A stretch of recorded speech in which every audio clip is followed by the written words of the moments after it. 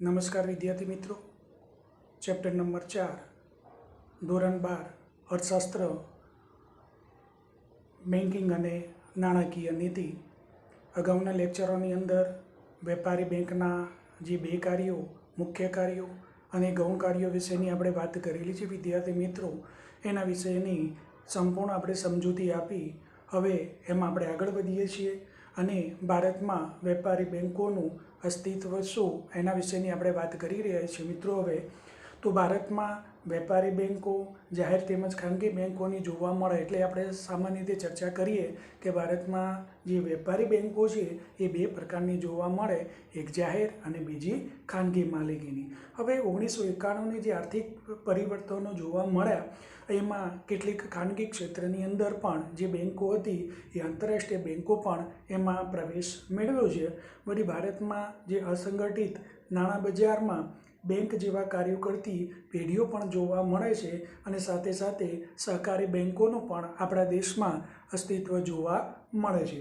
પરંતુ વેપારી બેંકની કાયદેસરની જે વ્યાખ્યા બેન્કિંગના જે કાર્યો કરતી જે સંસ્થાઓ જેની રિઝર્વ બેંક ઓફ ઇન્ડિયાના 1934ના ધારાની બીજી અનુસૂચિમાં, જેને આપણે બીજા ભાષામાં શિડ્યુલ તરીકે ઓળખવામાં આવી, એટલે શિડ્યુલ તરીકે ઓળખીએ છીએ, અને એમાં જો પ્રવેશ પામેલી હોય અથવા તો સ્થપાયેલી હોય તો એવી બેંકોને શિડ્યુલ બેંક તરીકે ઓળખવામાં આવે છે। એટલે કેટલીક જે કોઓપરેટિવ બેંકો છે અથવા તો પ્રાઇવેટ બેંકો છે ત્યાં શિડ્યુલ બેંક તરીકે લખવામાં આવે છે।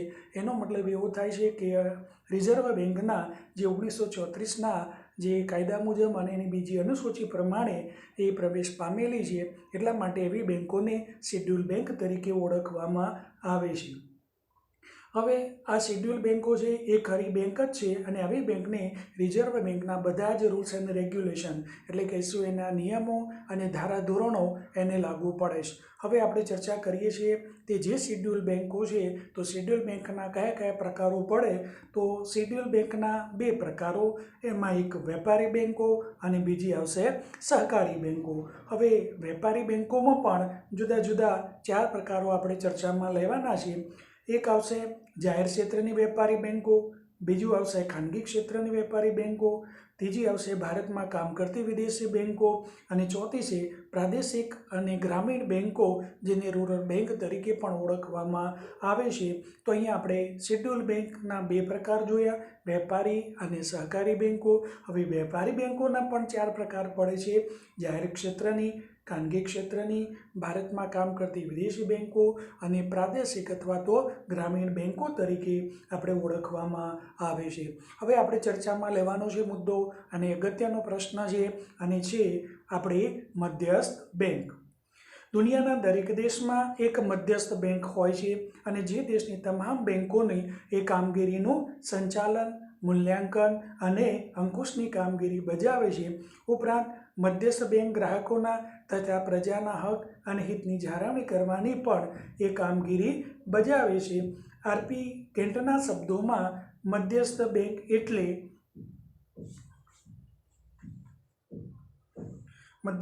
એટલે એવી સંસ્થા કે જેને દેશના, એટલે કે જેને કહીશું પ્રજાના સામાન્ય હિત માટે અર્થતંત્રમાં નાણાંના જથ્થાના, એટલે કહીશું કે નાણાંના પ્રમાણમાં વિતરણ અને સંકોચનની જવાબદારી સોંપવામાં આવેલી હોય છે। આ બેંકને મધ્યસ્થ બેંક તરીકે ઓળખવામાં આવે છે। આ મધ્યસ્થ બેંકની વ્યાખ્યા કોને આપેલી છે? ધ્યાન રાખજો વિદ્યાર્થી મિત્રો, આરપી કેન્ટ નામના અર્થશાસ્ત્રીએ આ વ્યાખ્યા આપેલી છે અને એમાં વાત કરી છે કે મધ્યસ્થ બેંક એવી સંસ્થા છે કે જે દેશના સામાન્ય હિત માટે અર્થતંત્રમાં નાણાંના જથ્થામાં વિસ્તરણ અને સંકોચનની જવાબદારી સોંપવામાં આવેલી છે। એટલે નાણાંનું લોકોના હિત માટે આ કામ કરતી એક સંસ્થા છે। જરૂરિયાત પ્રમાણે નાણાંની વ્યવસ્થા કરવાની, એટલે અહીંયા શબ્દ પ્રયોગ કર્યો વિસ્તરણ અને સંકોચનનો, એટલે જરૂર પડે ત્યાં તે પૈસા અથવા તો રૂપિયા એ બજારમાં પણ મૂકે છે। કોઈક વખતે ફુગાવા જેવી પરિસ્થિતિ હોય તો નાણાં પાછા પણ ખેંચે, એટલે કે જેને વિસ્તરણ અને સંકોચન શબ્દો દ્વારા અહીંયા ચર્ચામાં એને લીધેલું છે। આમ મધ્યસ્થ બેંક એટલે દેશની સર્વોચ્ચ બેંક, જેની મુખ્ય બેંક તરીકે પણ ઓળખવામાં આવે છે। કઈ બેંક કહીશું મધ્યસ્થ બેંકને? સર્વોચ્ચ બેંક તરીકે પણ ઓળખવામાં આવે છે અને એને મુખ્ય બેંક તરીકે પણ ઓળખીશું. અને નાણાં બજાર અને બેન્કિંગ ક્ષેત્રને મદદ કરવાનું એ અગત્યનું કામ આ મધ્યસ્થ બેંક કરે છે.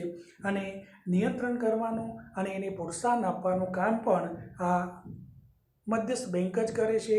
અને દેશના આર્થિક હિત માટે, નાણાકીય સ્થિરતા જાળવવા માટે પણ આ બેંક અવારનવાર આ પ્રકારની કામગીરી બજાવે છે.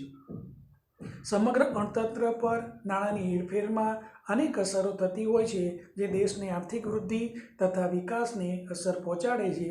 અને નાણાકીય વ્યવહારોને નિયંત્રણ તથા નાણાંના મૂલ્યની જાળવણીની એ જવાબદારી એ મધ્યસ્થ બેંક દ્વારા એ બજાવવામાં આવે છે. એટલે નાણાંની હેરફેર અને એને નિયંત્રણ કરવાનું કામ આ મધ્યસ્થ બેંક દ્વારા કરવામાં આવે છે. એટલે મોટાભાગે આપણે કહીશું જે આર્થિક અથવા જે નાણાકીય વ્યવહારો છે એ નાણાકીય ઉપર અંકુશ મૂકવાનું કામ એ મધ્યસ્થ બેંક દ્વારા કરવામાં આવે છે. નાણાકીય વ્યવહારોનું નિયંત્રણ અને નાણાંના મૂલ્યની જાળવણીમાં જવાબદારી એ મધ્યસ્થ બેંક દ્વારા એ બજાવવામાં આવે છે. અને મધ્યસ્થ બેંક આમ કામ કરવા માટે એક નાણાકીય એટલે જેને ઇકોનોમી પોલિસી તરીકે આપણે ઓળખીએ છીએ. અને ટૂંકમાં મધ્યસ્થ બેંક અર્થતંત્રમાં આર્થિક સ્થિરતાની જવાબદારી સ્વીકારે છે કે દેશમાં આર્થિક સ્થિરતા જળવાઈ રહે એ જોવાનું કામ એ મધ્યસ્થ બેંકના શિરે આપેલું છે. એટલા જ માટે એને સર્વોચ્ચ બેંક અથવા તો દેશની મુખ્ય બેંક અથવા તો જેને મધ્યસ્થ બેંક તરીકે ઓળખવામાં આવે છે. હવે મધ્યસ્થ બેંક સરકારની પણ નાણાકીય સલાહ સૂચનો એ પૂરા પાડે છે. અને આપણે પણ અત્યારે જોઈએ છીએ કે આ સમય દરમિયાન કોરોના જેવી પરિસ્થિતિમાં પણ એ મધ્યસ્થ બેંક સરકારની જરૂરિયાત પ્રમાણે એ ફંડિંગ એટલે નાણાકીય પુરવઠો પણ એ સરકારને સપ્લાય કરે છે. અને અવારનવાર એના જુદી જુદી પ્રકારની જે પોલિસી છે એ બજારમાં એ પ્રમાણેની માહિતી એ લોકોને આપતી રહે છે. હવે ભારતમાં જે રિઝર્વ બેંક છે એના વિશેનો આપણે પરિચય મેળવી લઈએ કે ભારતની આ રિઝર્વ બેંકની સ્થાપના ક્યારે કરવામાં આવેલી, કેવી રીતે અસ્તિત્વમાં આવેલી, કયા ધોરણે અસ્તિત્વમાં આવેલી, એની આપણે ચર્ચા કરીએ. તો વિદ્યાર્થી મિત્રો જુઓ તો ભારતની મધ્યસ્થ બેંક રિઝર્વ બેંક ઓફ ઇન્ડિયાના નામે ઓળખાય છે, જેને ટૂંકમાં RBI તરીકે ઓળખીશું. તો ભારતની મધ્યસ્થ બેંક કઈ?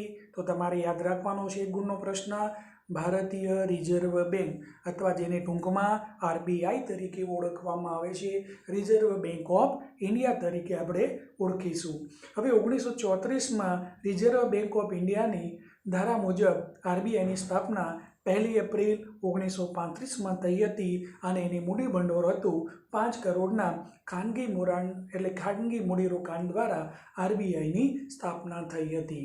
હવે ભારતની જે મધ્યસ્થ બેંક છે એ રિઝર્વ બેંક 1934ના રૂલ્સ અને રેગ્યુલેશન મુજબ RBIની સ્થાપના ભારતમાં ક્યારે કરવામાં આવી? ધ્યાન રાખજો, એક ગુણનો વિદ્યાર્થી મિત્રો પ્રશ્ન મળશે. અને છે 1 એપ્રિલ 1935ના રોજ થઈ હતી. અને કેટલા મૂડીરોકાણ સાથે? એનું નાણાં ભંડોળ હતું 5 કરોડ. અને એ ખાનગી મૂડીરોકાણથી એ અસ્તિત્વમાં આવેલી, પણ એનું ખાનગીકરણ જે હતું હવે સરકાર હસ્તક એને લેવામાં આવી, જેને આપણે રાષ્ટ્રીયકરણ તરીકે ઓળખવામાં આવે છે. અને 1 જાન્યુઆરી 1949માં RBIનું એ રાષ્ટ્રીયકરણ કરવામાં આવ્યું. એટલે ખાનગી ધોરણે અસ્તિત્વમાં આવેલી 1935માં 1 એપ્રિલના રોજ, પણ ત્યાર પછી એને જાન્યુઆરી 1, 1949ના રોજ એ રાષ્ટ્રીયકરણ કરવામાં આવ્યું. હવે રાષ્ટ્રીયકરણનો મતલબ એવો થાય છે કે જે તે કેન્દ્ર હસ્તક અથવા તો જે તે કેન્દ્ર હસ્તકમાં એનો સમાવેશ કરવામાં આવેલો છે. RBI દેશની સર્વોચ્ચ બેંક છે, જે સમગ્ર બેન્કિંગ ક્ષેત્રની કામગીરી પણ ધ્યાન પણ રાખે છે અને તેનું નિયંત્રણ પણ કરે છે. અને સાથે સાથે ભારતની જે નાણાકીય જે પોલિસી છે એ નાણાકીય પોલિસી એ તૈયાર કરવામાં એ અગત્યની અને મહત્ત્વની ભૂમિકા ભજવે છે. હવે આપણે ચર્ચામાં લેવાનો છે કે ભારતની આ રિઝર્વ બેંક ઓફ ઇન્ડિયા કયા કયા પ્રકારના કાર્યો કરે છે, એના સંદર્ભમાં આપણે ચર્ચા કરીએ. તો વિદ્યાર્થી મિત્રો તો જુઓ, એ પહેલાં જે કાર્યોની વાત કરીએ છીએ નાણાકીય કાર્ય કાર્યોની આપણે વાત કરીશું અને બીજા આવશે બિન નાણાકીય કાર્યો. તો શરૂઆત આપણે કરીએ છીએ નાણાકીય જવાબદારીઓ અથવા તો જેને નાણાકીય કાર્યો તરીકે પણ ઓળખવામાં આવે છે. હવે એનું પહેલું કાર્ય છે ચલણ બહાર પાડવાનું કાર્ય. તો રિઝર્વ બેંકના નાણાકીય કાર્યનું પહેલું કાર્ય એટલે શું છે કે ચલણ બહાર પાડવાનું કાર્ય. તો ત્યાં શું છે તો ₹2 અને 2થી વધુ રકમની નોટો છાપવાની અને બજારમાં ચૂકવવાની ફરજ આરબીઆઈ બજાવે છે. એટલે કે ₹2 અને ₹2 કરતાં વધારેનું ચલણ આપણા જોવા મળે છે એની જે નોટો છે એનું પ્રિન્ટિંગ કરવાનું કામ એ RBI reserve bank of India તરફથી જ કરવામાં આવે છે. આ કામ કોઈ ખાનગી એજન્સી અથવા તો કોઈ સંસ્થાને આપવામાં આવતું નથી. માત્ર ને માત્ર રિઝર્વ બેંક જ 2 અને 2 કરતાં મોટી એ 5ની નોટ હોય, 10ની હોય, 20ની હોય, 50ની હોય, 100ની, 200ની, 500ની કે 2000ની આ તમામ નોટોનું પ્રિન્ટિંગ કરવાનું કામ એ રિઝર્વ બેંક ઓફ ઇન્ડિયા કરે છે. ₹1નું પ્રિન્ટિંગ કરવાનું કામ એ નથી કરતી. એની ચર્ચા આપણે પછીથી કરીએ છીએ વિદ્યાર્થી મિત્રો. જ્યારે ચલણી સિક્કાઓ અને ₹1ની કાગળી નોટ ભારત સરકારના નાણાં ખાતા દ્વારા એ બહાર પાડવામાં આવે છે. તો જે આપણે ચલણી સિક્કાઓ જે જોવા મળે છે વિદ્યાર્થી મિત્રો, આ ચલણી સિક્કા અને ₹1ની જે નોટ એને જે કાગળી એટલે કાગળની નોટ તરીકે આપણે ઓળખીએ છીએ એને પ્રિન્ટિંગ કરવાનું કામ કોણ કરે છે? કેન્દ્ર સરકાર. એટલે કે જેને સેન્ટ્રલ ગવર્મેન્ટ તરીકે આપણે ઓળખીશું, સેન્ટ્રલ ગવર્મેન્ટ તરીકે આ કામ એને કરવાનું છે. કયું કામ કરે છે? ચલણી સિક્કા અને ₹1ની નોટ પ્રિન્ટિંગ કરવાનું કામ કોણ કરે છે? તો કેન્દ્ર સરકાર, જેને આપણે સેન્ટ્રલ ગવર્મેન્ટ તરીકે ઓળખીશું. બાકીની તમામ 2 અને 2 કરતાં વધારે રકમની ચલણી નોટો છાપવાનું કામ એ રિઝર્વ બેંક ઇન્ડિયા કરતી હોય છે. એટલે આપણે પણ ધ્યાનમાં રાખજો. અને તમે પણ જોશો કે કોઈ પણ નોટ લેશો ₹2 અને ₹2 કરતાં વધારે, ત્યાં આરબીઆઈનો એ સિમ્બોલ મારેલો હશે અને એના જે કોઈ ગવર્નર હોય એ ગવર્નરની સાઇન સાથે જ એ જોવા મળે. પણ ₹1ની નોટ જોશો તો તેમાં ભારત સરકાર, સેન્ટ્રલ ગવર્મેન્ટ એવું લખેલું હશે. અને એટલો મતલબ એવો થાય છે કે ₹1 અને ચલણી સિક્કાનું છાપવાનું કામ એ કેન્દ્ર સરકાર કરે છે અને 2 અને 2 કરતાં વધારે રકમનું છાપવાનું કામ એ આરબીઆઈ કરે છે. પરંતુ સરકારના એજન્ટ તરીકે આરબીઆઈ તેમને વહેંચણી કરવાની જવાબદારી નિભાવે છે. હવે છાપવાનું ₹1 અને સિક્કાનું કામ કોણ કરે? કેન્દ્ર સરકાર. પણ એને વહેંચવાનું કામગીરી તો આરબીઆઈના હસ્તક જ જોવા મળે. પ્રિન્ટિંગ કરી એને છાપી અને નોટો અને સિક્કાઓ આરબીઆઈને આપે અને આરબીઆઈ સામાન્ય જનતાને આવા નાણાકીય જે ચલણ છે એને બજારમાં મૂકતી હોય છે. તો આમ નાણાકીય જે જવાબદારી અથવા તો આરબીઆઈનું મહત્વનું કાર્ય ચલણ બહાર પાડવાનું કાર્ય કરે છે. નંબર 2 છે સરકારની બેંક તરીકેનું કાર્ય.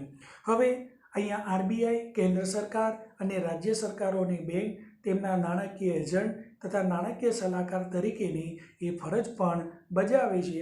એજન્ટ તરીકે સરકારના બોન્ડ, સરકારના ખાતાઓ, ચલણી સિક્કાઓ, ₹1ની નોટો વગેરેનો વહીવટ કરે છે તથા સરકારને ધિરાણ પણ આપે છે. એટલે અહીંયા સરકારી બેંકની તરીકેની એની કામગીરી છે. સરકારની બેંક તરીકેની કામગીરી છે.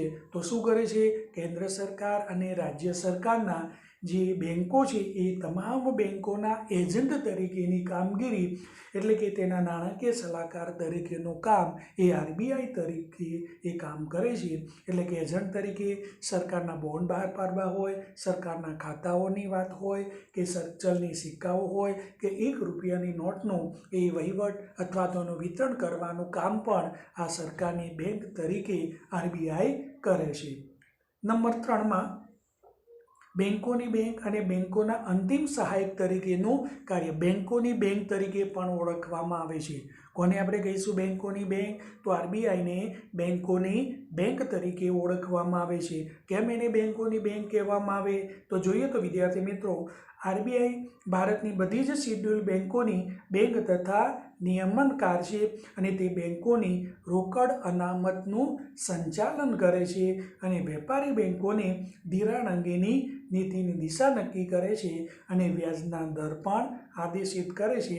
કોઈપણ શેડ્યુલ બેંકની નાણાકીય કટોકટીના સમયે તે અંતિમ સહાયક તરીકેની જવાબદારી પણ નિભાવે છે. એટલે બેંકોની બેંક તરીકે અને બેંકોની અંતિમ સહાયકની એ ચૂકવણી કરવાનું કામ પણ આરબીઆઈના શેરે આવેલું છે. મોટાભાગે જે બેંકો આવેલી છે, આપણા તમામ એ શેડ્યુલ બેંકો છે, એ બેંકોના નિયમનકાર તરીકેનું કામ આરબીઆઈ કરે છે. અને બેંકોની એ રોકડ અનામતનું પ્રમાણ અગાઉના આપણે જે શાખ સર્જનની પ્રક્રિયા એમાં પણ આપણે સમજાવેલું કે કોઈપણ થાપણ હોય તો એના અમુક ટકા લેખે રોકડ અનામત એ રાખવામાં આવે છે. અને આ રોકડ અનામત એ પોતે બેંક ન રાખતા એ આરબીઆઈમાં જમા કરાવે છે. અને દરેક બેંકોએ આ પ્રકારનું રોકડ અનામતનું પ્રમાણ આરબીઆઈમાં જમા કરાવવું પડે છે. જ્યારે કટોકટીનો સમય આવે, જ્યારે બેંક ફડચામાં જાય અથવા તો નાણાકીય સ્થિતિ એની સારી ન હોય તો આરબીઆઈમાં જો આવું ફંડિંગ કરેલું હોય, આવું નાણાં ભંડોળ એકત્ર કરેલું હોય તો એમાં અંતિમ ચૂકવણીના એ સહાયક તરીકે પણ આરબીઆઈ આ પ્રકારનું કામ કરે છે. એટલે આ અંતિમ સહાયકની એ ચૂકવણી કરવાનું આ શેડ્યુલ બેંકને એ આરબીઆઈ મદદ કરે છે. ત્યાર પછીનો મુદ્દો છે વિદ્યાર્થી મિત્રો કે શાખ નિયમનની કામગીરી. તો નાણાકીય નીતિના વિવિધ સાધનોની મદદ વડે આરબીઆઈ વેપારી બેંકોની શાખ સર્જનની પ્રવૃત્તિ તથા નાણાંના પુરવઠાનું નિયમન કરે છે. શાખ સર્જન, હવે અગાઉના મુદ્દામાં એની આપણે સંપૂર્ણ ચર્ચા વિદ્યાર્થી મિત્રો એ કરી ચૂક્યા છીએ. તો નાણાકીય નીતિ ઘડવાનું કામ, હવે જે કોઈ બેંકો આ પ્રકારનું ધિરાણ આપવાનું કામ કરે છે, કેટલા વ્યાજ દરે આપવું એ કામ એ આરબીઆઈ નક્કી કરે. અને એની ગાઈડલાઈન પ્રમાણે, એના ધારાધોરણ પ્રમાણે, એના રૂલ્સ અને રેગ્યુલેશન પ્રમાણે જ એ વ્યાજ દર લઈ વસૂલ કરી શકે છે. એનાથી વધારે વસૂલ કરી શકતી નથી.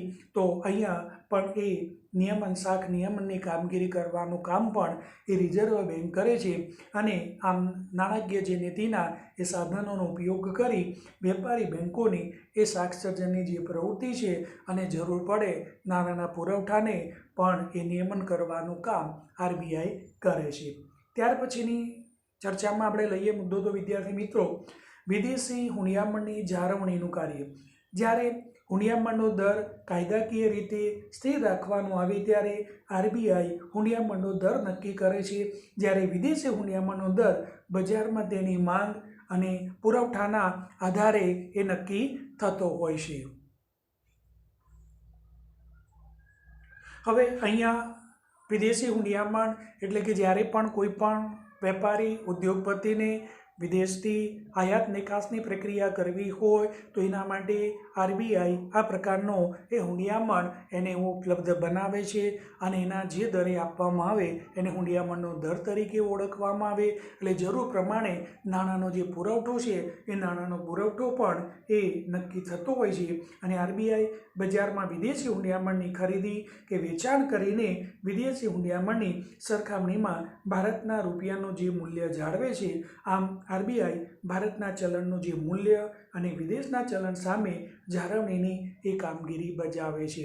હવે આપણા રૂપિયાનું અવમૂલ્યન ન થાય, આપણો રૂપિયો મજબૂત રહે, વિદેશી હુંડિયામણમાં જરૂર પડે. હવે મોટાભાગે જે કોઈ ચલણો છે એ અમેરિકન ડોલરની સરખામણીમાં જ એના ભાવ નક્કી થતા હોય છે. ભારતમાં અત્યારે આપણે જોઈએ તો લગભગ 73-74ના સંદર્ભમાં એ ભારત અને અમેરિકા વચ્ચેનો જે હુંડિયામણ દર છે અથવા તો એ વિનિમય મૂલ્ય છે એ અત્યારે એ મોટાભાગે 73થી 74ની વચ્ચે એ જોવા મળે. એટલે એનો મતલબ એવો થાય કે આપણા 74 રૂપિયાની સામે એક અમેરિકન ડોલર મળે. હવે માની લો કે આપણા રૂપિયાનું અવમૂલ્યન થતું હોય, એ રૂપિયાની કિંમત ક્રમશઃ એની ખરીદ શક્તિ ક્રમશઃ ઘટતી જતી હોય તો આરબીઆઈ શું કરશે?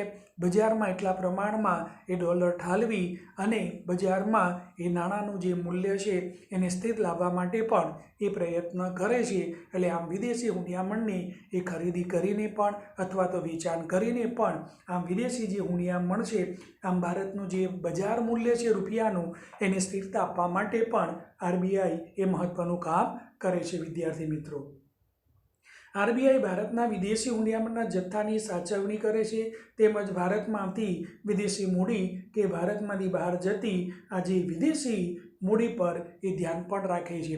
તો ભારત તરફથી બહાર જતી જે વિદેશી મૂડી હોય અને બહારના દેશોમાંથી આપણા દેશમાં આવતી વિદેશી મૂડી છે એના પર નિયમન અથવા તો એના પર દેખરેખ રાખવાનું કામ પણ એ આરબીઆઈ દ્વારા એ કરવામાં આવતું હોય છે વિદ્યાર્થી મિત્રો। તો આ બાબત છે। હવે આરબીઆઈના જે બિન નાણાકીય કાર્યો છે, નાણાકીય કાર્યોની આપણે વાત કરી, હવે બિન નાણાકીય કાર્યો પણ એ આરબીઆઈ બજાવે છે। કયા કયા બિન નાણાકીય કાર્યો? તો એમાં પહેલી આપણે વાત જોઈશું કે નિયમન અને દેખરેખની કાર્ય। તો કામગીરી કરવાનું કામ પણ આરબીઆઈ કરે છે। તો આરબીઆઈ ભારતના સમગ્ર મૂડી બજાર અને નાણાં બજારની કામગીરીની દેખરેખ અને નિયમન કરે છે, જેમાં વેપારી બેંકોની શાખાઓના વિસ્તરણ, કામ કરવાની પદ્ધતિ, બેંકો સિવાયની નાણાકીય સંસ્થાઓ તથા સહકારી બેંકોની કામગીરી વગેરે પણ એના ઉપર ખાસ ધ્યાન રાખવાનું કામ પણ એ બિન કાર્યો તરીકે એ આરબીઆઈ કરે છે। એટલે જે મૂડી બજાર અને નાણાં બજારની એ દેખરેખ કામ પણ એ જોવા મળે અને વેપારી બેંકોની જે શાખ નિયમન પદ્ધતિ હોય, કામ કરવાની પદ્ધતિ હોય કે બેંકો સિવાયના જે નાણાકીય સંસ્થાઓ છે એને સહકારી બેંકો સાથે પણ એ કામગીરી કરવાનું કામ આરબીઆઈ કરે છે। ત્યાર પછીનો બિન નાણાકીય કાર્યોનો બીજો મુદ્દો છે વિદ્યાર્થી મિત્રો, પ્રોત્સાહન કાર્યો। તો પ્રોત્સાહનમાં શું?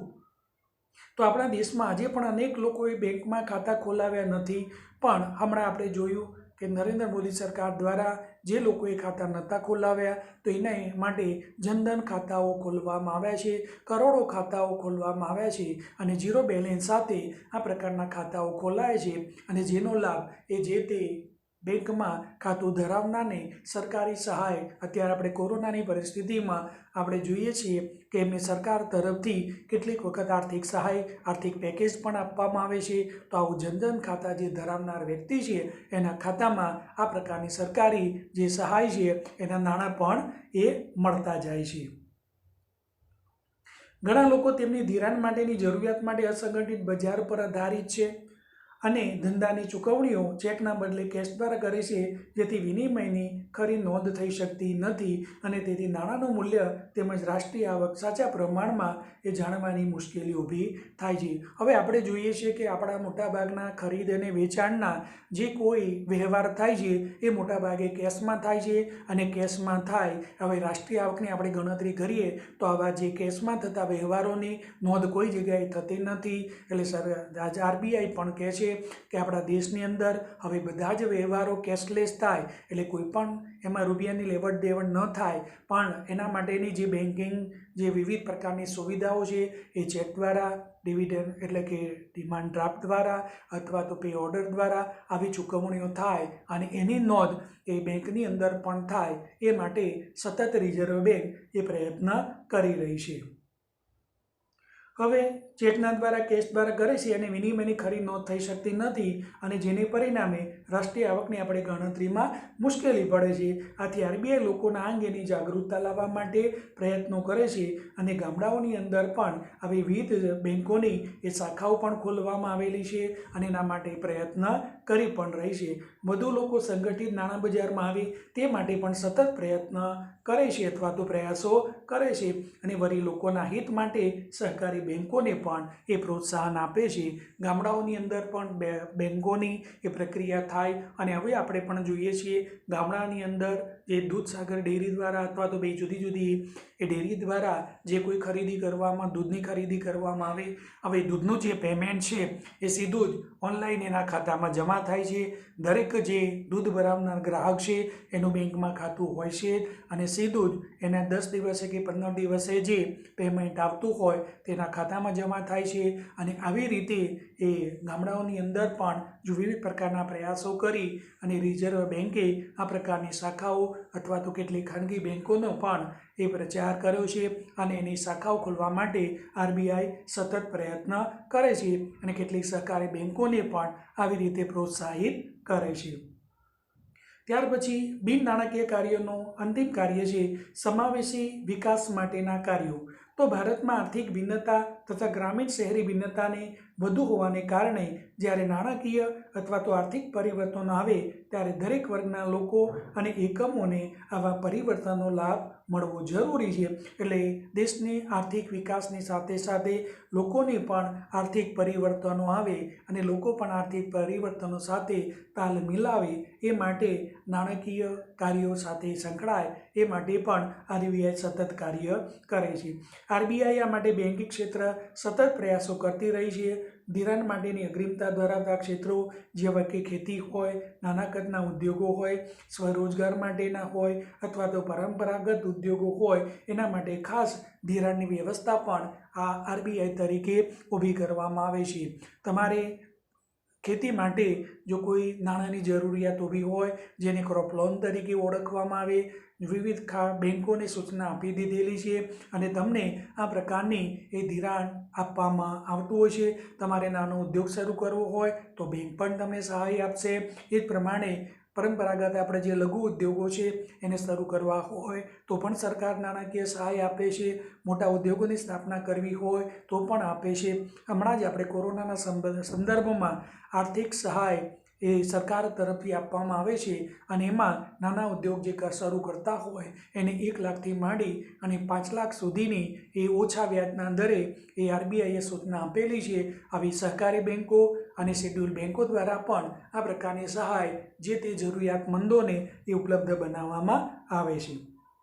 આમ લોકોના બેન્કિંગ અને નાણાકીય વ્યવસ્થા વિશેની જાણકારી અને જાગૃતતા વધે એ માટે બેન્કો આમ સતત પ્રયત્નશીલ છે અને હાલના સમયમાં પ્રધાનમંત્રી જનધન યોજનાનું એ સંચાલન પણ આરબીઆઈ કરે છે. અગાઉના મુદ્દાની અંદર પણ મેં ચર્ચા કરી કે સરકારે ઝીરો બેલેન્સ સાથે આવા કરોડો જનધન ખાતા એ બેન્કોમાં ખોલાવેલા છે અને સરકારની કેટલીક જે આર્થિક સહાય છે એમના ખાતામાં જમા થયેલી છે અને એ અંગેનું સંચાલન એ આરબીઆઈ પણ કરે છે. વળી બેંકમાં ગ્રાહકોના હિત અને જે હકની જાળવણીનું કામ પણ આ પ્રકારની આરબીઆઈ જ કરે છે. આમ બેન્કિંગ પ્રવૃત્તિના સુધારાઓ અને સંશોધનને વેગ આપવા માટે આરબીઆઈ દરેક પ્રકારના એ નાણાકીય આંકડાઓ તથા નિષ્ણાતોના લેખો પોતાની વેબસાઇટ ઉપર પણ મૂકે છે અને દરેક વ્યક્તિને વિના મૂલ્યે પ્રાપ્ત થઈ શકે છે. તો અહીંયા આપણે એક મધ્યસ્થ બેંક અને મધ્યસ્થ બેંકના બે મહત્ત્વના કાર્યો, એક જવાબદારીવાળા કાર્યો અને બિનજવાબદારીવાળા કાર્યો અથવા જેને નાણાકીય કાર્યો અને બિન નાણાકીય કાર્યોની આપણે ચર્ચા કરી. તો આ એક અગત્યનો અને મહત્ત્વનો પ્રશ્ન છે. સ્વાધ્યાયના ચોપડાની અંદર આને તમારે નોંધ કરવાની છે. હવે આપણે નેક્સ્ટ લેક્ચરની અંદર આપણી જે મોનેટરી પોલિસી છે, ઇકોનોમિક જે પોલિસી છે, નાણાકીય નીતિ છે એના વિશેની વાત કરીશું. ધન્યવાદ.